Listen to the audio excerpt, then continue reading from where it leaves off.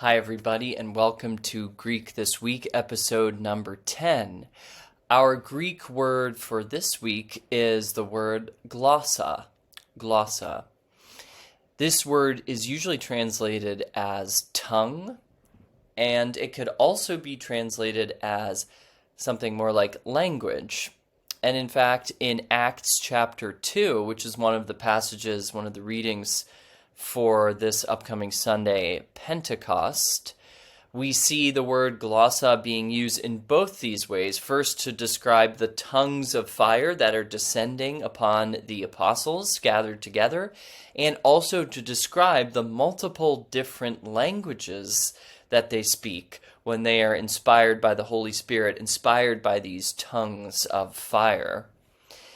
So this is a really strange story and a very interesting word, especially the fact that it has these different usages. Of course, when we think about language, it makes sense to say that the tongue relates to language or to speaking, to talk, because the tongue aids us in speaking and talking.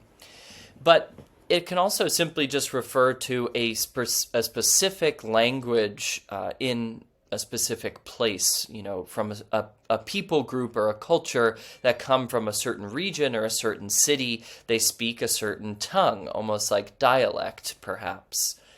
So this word has many different meanings, and I thought I would just draw our attention to the use of this word in another story in the Bible, which is the story of the Tower of Babel, which comes in Genesis chapter 11.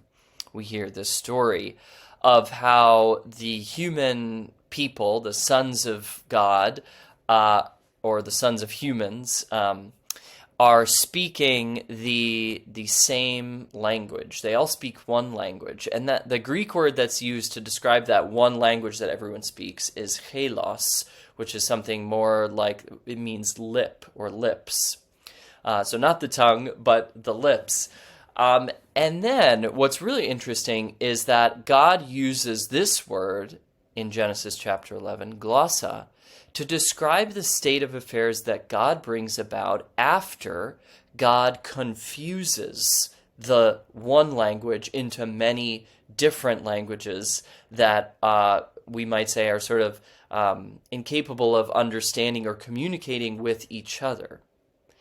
So this is the state of affairs, of course, that we live in the world as we know it, where people speak many different languages, and if someone is speaking to you in a language that you don't know, you won't be able to understand what they're saying, for the most part, usually.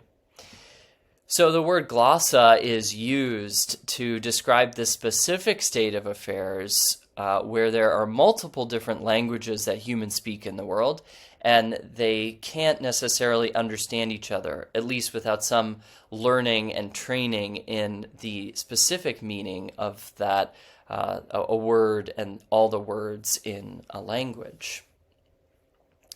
So we might just start thinking about what is the connection between the story of the Tower of Babel and the story of Pentecost in Acts chapter 2. And that comparison and that exploration, I hope, is fruitful for all of us. And that is our Greek word for this week, glossa. And I hope you've enjoyed this. Thank you.